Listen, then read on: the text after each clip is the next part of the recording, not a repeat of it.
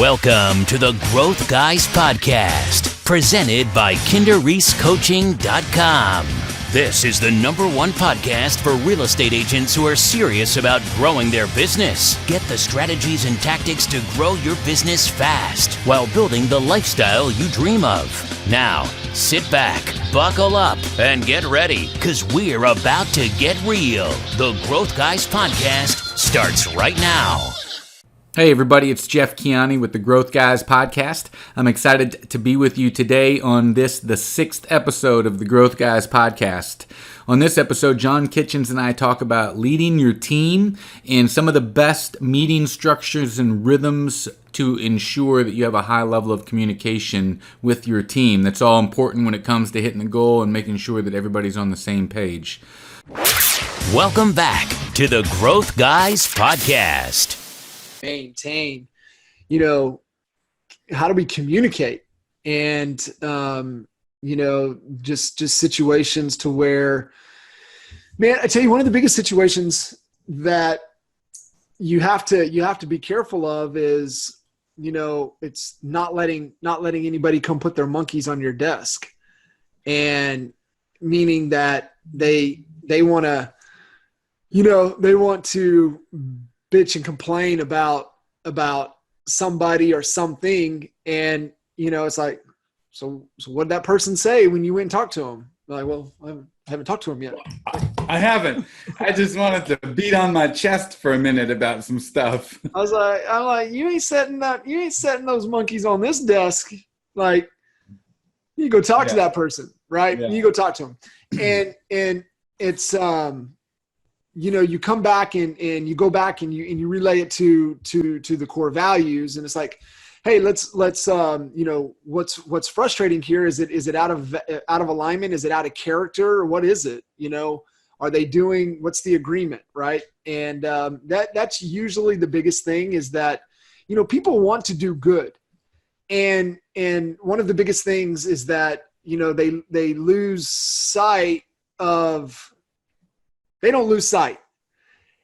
They are doing what they believe to be in the best interest of what they can do for the organization, because there's not clearly written roles and responsibilities for them. Or if there were, they're out of date, right? They're no longer accurate to what it is that we want, for that particular person, that particular function we want them to do. And then that's where the frustration comes in, right? And it's like, you're getting frustrated, but what is it that they're really doing? Well, they're not doing this or this, whatever. And I'm like, do they know that? Have we taken the time? And so, like right now, the halfway point of the year, doesn't matter from a quarterly perspective or whatever, man, you've got to stop and you've got to reevaluate roles. And it's kind of a common theme, if you will, but it's because, a lot of people at the beginning of the year will take the time, lay out the goal, talk about the people that we need to accomplish the goal. What are those functions? Do we need to go hire anybody? What do we need to do? And then what are they going to do? Essentially what we say, what they're going to do, what is their roles? And then from the roles, then you can assign key metrics. It's like, okay, man, so, hey, you're ultimately responsible that we hit our listings taken target. Okay, so what are some of the key metrics to hit there to where we can hold accountable? And, listings under contract, listings taken, listing, qualified appointments kept. Could be 3 key metrics to measure success within the listing side of the business. And you've got to reverse engineer out. And so what we see that happens is that, we stay focused on the goals, but we don't go back through the process and say, okay, well, what are all the functions, who's in the box, and what are the current roles? And that's one of the things that, Jeff, we talk about this in boot camp. We talk about this in productivity. It's whatever the season of the business, whatever is required at that time is what your roles are. Now, the reason you want to do it look at it every 90 days, maybe every month, it just depends if you had a big change, then you want to step back and look and go through that process again. And so it goes back to what I was saying a while ago about, getting frustrated with another individual. And it's like, well, they're not doing this. I'm like, well, they're doing what they believe they need to be doing in the best interest. Like nobody wakes up and thinks, man, how can I screw Jeff and this business over today? Right? Nobody wakes up like that. If they do, they're miserable as shit, and you need to free up their future, right? Let them go. It's like, man, you're not happy. I know something's going on here. You're off. And it's always layers deeper, right? It's never at surface value. And so people just don't wake up. They just don't do that. And so you want to, that's why we talk about communication rhythm, getting in, being able to talk to the people, getting into that rhythm where you're reviewing their roles. I mean, it changes. I mean, you and I both know this. It changes, right? I mean, roles change as the season of the business changes. And sometimes, you're in doing things that you don't want to do, but given the situation of the current state of the business, that's kind of your current role. But if hey man, 90 days, let's get there. Let's commit to these activities, these functions, these roles. 90 days from now, we'll circle back around, see where we're at and where we can make those adjustments. But most people don't do that. Most people don't take the time, and then they get frustrated. They, turnover, they lose good people. And it really is just because of, really not sitting down, getting clear on what the goal and what do we need to do to achieve the goal. And that includes my ownership, my responsibilities as well. So you brought up how few people, agents, teams really have those metrics in place. I was going to ask you how many agents you really think have that system dialed in. I think you gave it away, but I mean, how many would you say percentage-wise that you talk to that really have that system dialed in at that level? Man, I would say maybe 30%, 40% at most. Yeah. I think, it's like I said, it's not a one and done, right? It's just part of the process. It's just a continuation. We talk about strategic planning. What follows the strategic planning is the organizational structure, the functions, and whose name's in the box and what are the current roles and how we're going to measure success. And let's form the agreement and get the commitment, and then we can roll. And it's a little bit of we got to slow down just a second. But it allows you to go much faster. It allows your people to stay a lot happier. It allows for a lot more. So, man, those are the things that I've seen, and I might've been generous in that percentage. Here's what I think. Here's what I know. The guy that's leading the team knows what he wants all of his people to do, or he thinks he knows what he wants, or she thinks they know what they want their people to do. But they haven't communicated on the other end for their people. I know that. That's 100%. And so, being able to have that. So it goes back to that whole trying to set monkeys on your desk is like, what's the agreement? What are they agreed to do? And so it's like, go have that conversation and get it off your chest. And what happens, here's what's crazy about this is when you ask the question, well, what did they say when you talked to them about this? And it's just like, it's like that. It's like, so, okay, so when do you think you're going to be able to have this conversation with them? And, they start, well, hey, you think you can get to them, connect with them today? You think you can maybe connect with them, today's Wednesday. You think you can, get to them today, or no, well, I'll have it by the end of the week. Okay, cool. How are you going to let me know how that went? I'll call you. I'll shoot you a text. Okay, cool. So I can safe to say by 5:00 that I can look forward to having a text message from you to let me know how the conversation went. Yep. Okay, cool. So, you just taught them accountability. You just taught them, to go have that conversation. And, if they go and have it, it's never what they believed it to be. It's always something else, right? Like I said, man, it's never surface value. It's never surface level. Nobody's maliciously trying to sabotage and destroy, internally destroy your business. If they're a core value fit, but even at that point, man, things change, things happen. And, it's always layers deeper. Well, I think a big takeaway there, to revisit something you said, there's a big difference between assuming what somebody would do and getting an agreement on what they would do. You mentioned that we all have this picture in our mind of what our people should be doing, but most of the time, we created that picture. We assumed that they would somehow read between the lines and get what it is that I wanted them to do out of it. But rarely, does that assumption take the next form into an agreement. And what's great about the agreement is it comes with expectations, right? Agreements come with expectations, and then you can have the opportunity to hold people accountable really based on results. It's hard to hold people accountable if I just assumed you would do something and there was never an agreement on what the actions were going to be, what the outcomes, what the desired outcomes were. So big difference there between assumed and actually agreed upon. And a lot of what you're saying here when it comes towards revisiting the metrics is really navigating towards your goals. I'm sitting here thinking, again, like on our last episode, we talked about preeminence. And by the way, we're talking a lot about people here today.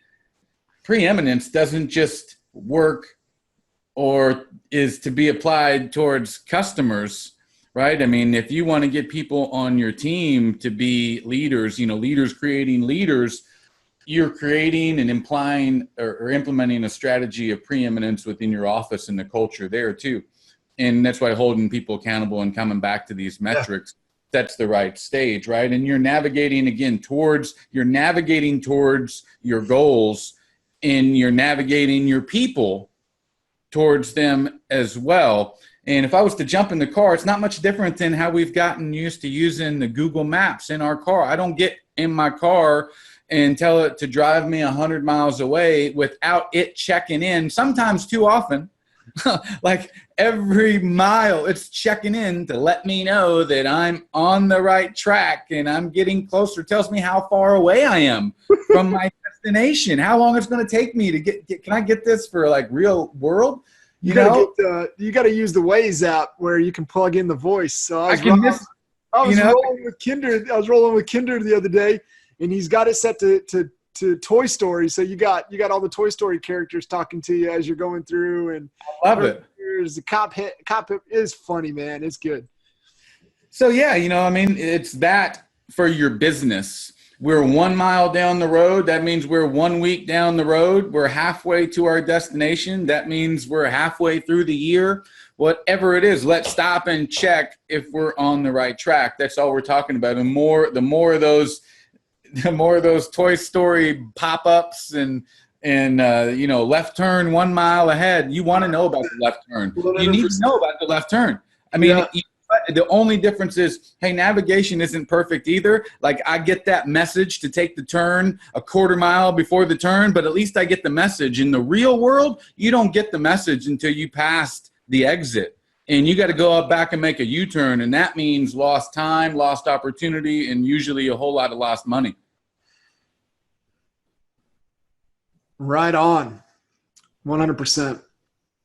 I tell you, man, another, that's really one of the biggest challenges. And it happens, but it's amplified at a couple different times, right? So it's amplified when it gets really, really busy, and you're short staffed. Maybe, in this business, you're just pulling out of the slower part of the year, right? We're in through coming, out of spring into summer, and everything's rocking and rolling. We've got a bunch of stuff on the books. The forecast looks good. The money's not quite here yet. We know we need to make a hire, but we don't have the cash. We haven't pulled the trigger.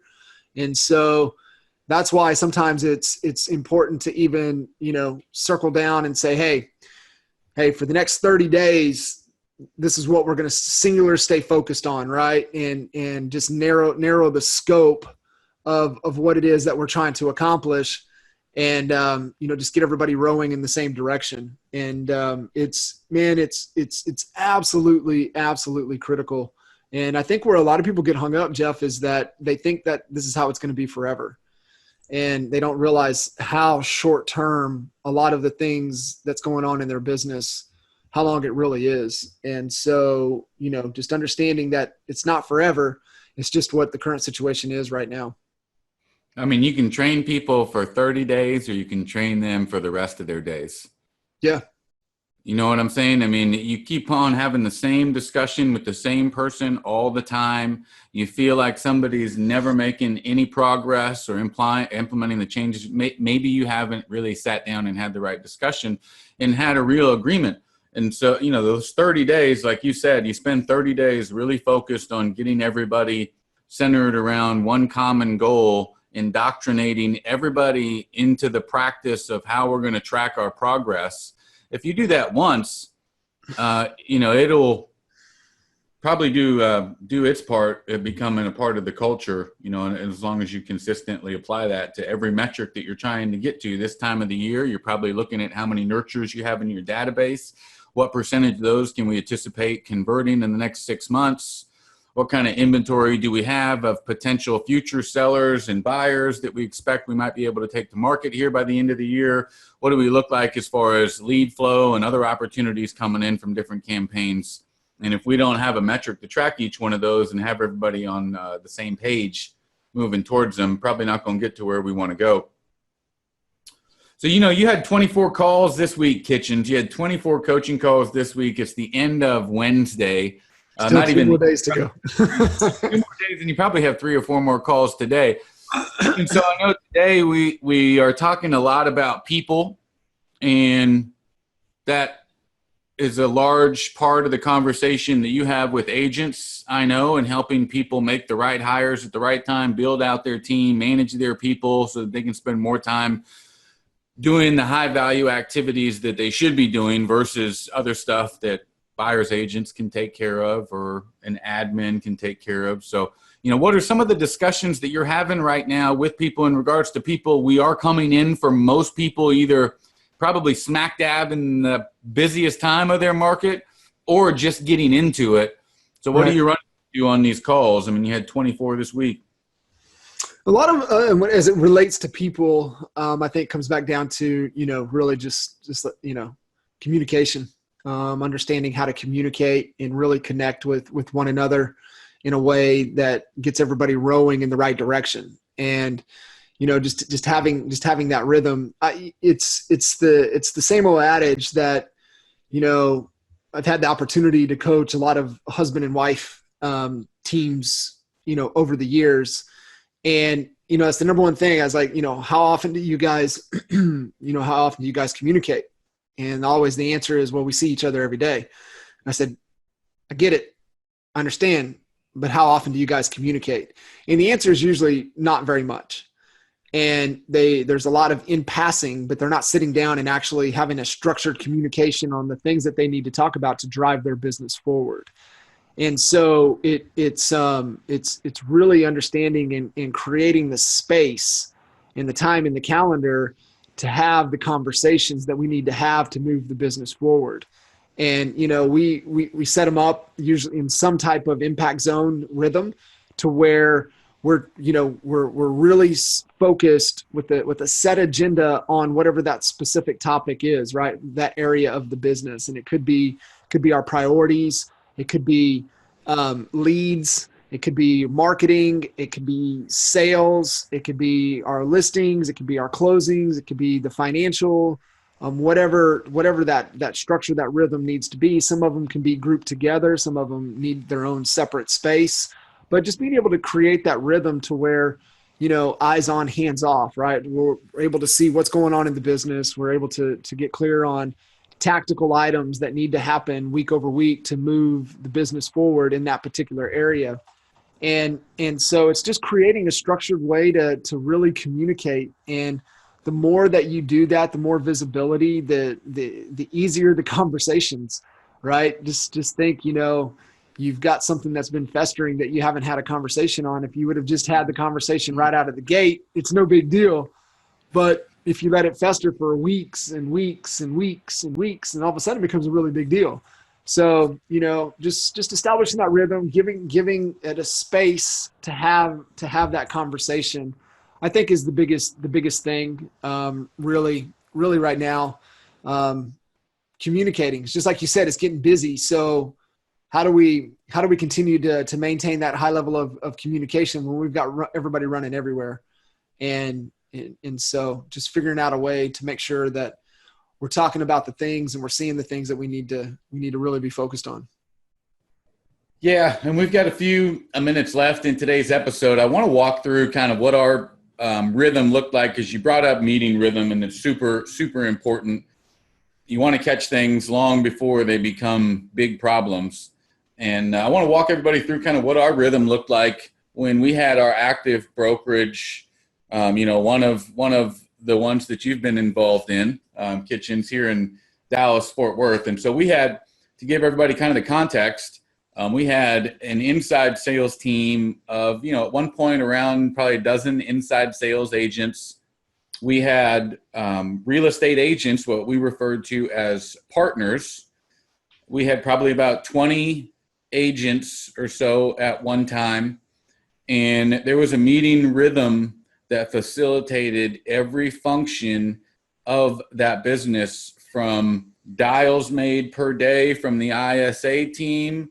Yep. That carried through all the way to weekly one-on-one meetings with the agents on the outcome of those appointments that had been set by the ISAs, ultimately to listing sold. And so let's walk everybody through kind of what that rhythm looked like, Kitchens. Yeah, we would always kick the week off kind of reviewing our priorities and just really getting clear on where things are at, right? What did we commit to do? We really adopted and followed a Scrum process to where we knew all the items that we needed to get to. They would be in the backlog, and depending upon what we needed to do now, what was the most critical. There you go. Jeff Sutherland, Scrum, yeah, right there. That's it, man. And, putting it into out of the backlog into doing, to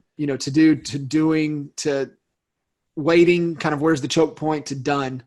And, just having it out in front of us and looking at it and knowing what we needed to do, and everybody, making a commitment for those items for the week. And so I think, and just to add on to that, Kitchen, so every morning from the inside sales team's position at 8:15 a.m., we would have a 15-minute huddle every morning. And what that sounded like was, what's your positive focus for the day? That could be personal or business.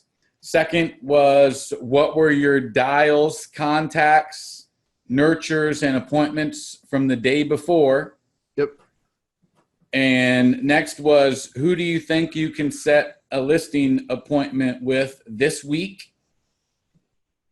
And what's your big thing that you're going to focus on getting done today? That a lot of times was one of those people that I just said, I'm going to be able to set an appointment with this week. I think I'm going to be able to set an appointment with Sarah Smith and, Tom Ford this week. What's your big thing for today? I'm going to get Sarah Smith on the phone, because I think I can get her converted probably and schedule an appointment for Friday. And so every morning that meeting would take place. Obviously, the next day you're reviewing the progress made from what you had said the day before. And that really was like the spark of the whole engine, taking account the lead. We had to get data and we had to get leads coming in, but that really was the spark of the whole engine, because that then generated opportunities for the agents. We would have the agents come in. As I remember, Kitchens, there was a meeting, once a month we had them all come in to the office.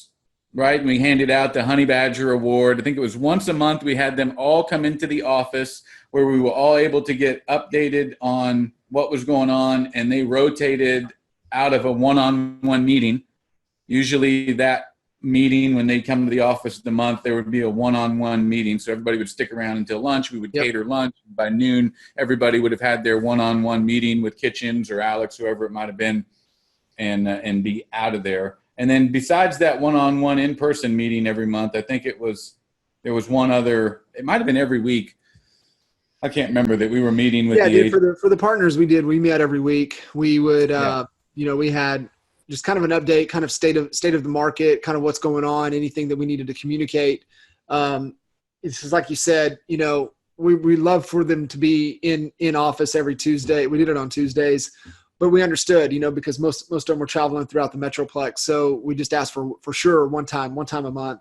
And we would always try to have somebody there to add value, come and deliver and speak and just really increase the knowledge. So that was the big thing with the opportunity. By the way, a great thing to do in those is to bring in any of your vendors and introduce them to your team, give them 10 or 15 minutes to speak about it. I mean, we would always have our preferred lender come in every so often and talk about the different programs and remind everybody of their, service. And so that's a great opportunity to do that too. Yeah, 100%. Then throughout the rest of the week, we would focus once we kind of knew the goal, what we committed to for the week. Then, we would dial in a little bit deeper. We would deep dive in on kind of where leads are at, where's conversion at. That's where we would dive in deep with Jeff and the ISAs, kind of get clear, kind of where we're at from a conversion standpoint. We'd focus on marketing efforts. We would go through, review all of our current listings, see what needed tweaks, changes, open house commitments, just whatever we needed to do. Towards the end of the week, we would review closings, and then we reviewed finances on Friday, right? Because it's usually just kind of a result. So it would also kind of give us a gauge where things were at as we knew what was going in over the weekend. And then coming out to set the week, we kind of knew where we were going to be. So it just gave us the focus and the intention where we needed to give our time and energy, and what we needed to focus on, right? We know that, right? Where we look is where we go. And creating that visibility and giving it the attention, that way we could drive the business in that direction. And man, we ran with that rhythm for almost the duration, right? That 26, that year that we did 2.2 in GCI in 12 months. Mm-hmm. And it was all because it was intentional. It was focused. And we were really, really humming, man. We were in a great rhythm, as we were working through there. And, it's, we had the same rhythm back in Lawton, and that's the key, right? To being able to stabilize the ship, put some consistency in place, is to really nail the way you communicate. Yeah, getting back to navigating towards the goals and navigating your people along the way, not just yourself. There's a lot of people depending on you. Yeah. And so you got to navigate more than just yourself. Yep. We covered a lot there. There was one thing I was trying to remember I was going to say about the rhythm at that point. But yeah, I mean, it definitely makes all the difference in the world. You're able to see, my point that I wanted to say is that we were always able to answer the most important question, and that was, how's it looking this month? Right? Yeah. We were always able to answer that question. Well, it looks like we're going to be 3 closings short, or whatever it was. We could always answer that question, and there are so many people that can't answer that question, or it's like, we're going hard. We're pushing. How's it looking this month? We're cranking away. No, how's it looking this month? Well, it looks like we're going to be, 1 closing short of what we anticipated. But to make up for it, we've adjusted, some of our marketing efforts over here. We've got ISAs spending extra double time, getting new appointments, whatever it is. We're able to focus then on, every ship has weak rivets. We just got to make sure we weld them son of a guns down. That's right. I mean, we covered a lot today, Kitchens. Appreciate your time. And be sure, guys, I know what you're talking about, Kitchens, is one of the integral parts of our exponential growth coaching program, talking about the systems, working with you to get them dialed in, working alongside of you in making the hires that are so important, making sure you make the right hires. I mean, I've heard it said many times that one wrong hire equals $15,000 or more in lost, money, not to mention the time and the opportunities. So if anybody's interested in figuring out maybe what the right moves are and what steps you should make those moves, be sure and schedule a free clarity call, growth call. Not sure what we're going to decide on calling it, but get clear on how you can grow. Go to kinderreese.com and schedule one of those calls. And be on the lookout for our next episode. Kitchens, we'll sign off for today. Any final words? That's it, man. Just keep rocking. Appreciate you guys, and we'll see you on the next episode. To find out how to build a 7-figure real estate business in 3 years or less, go to kinderreesecoaching.com.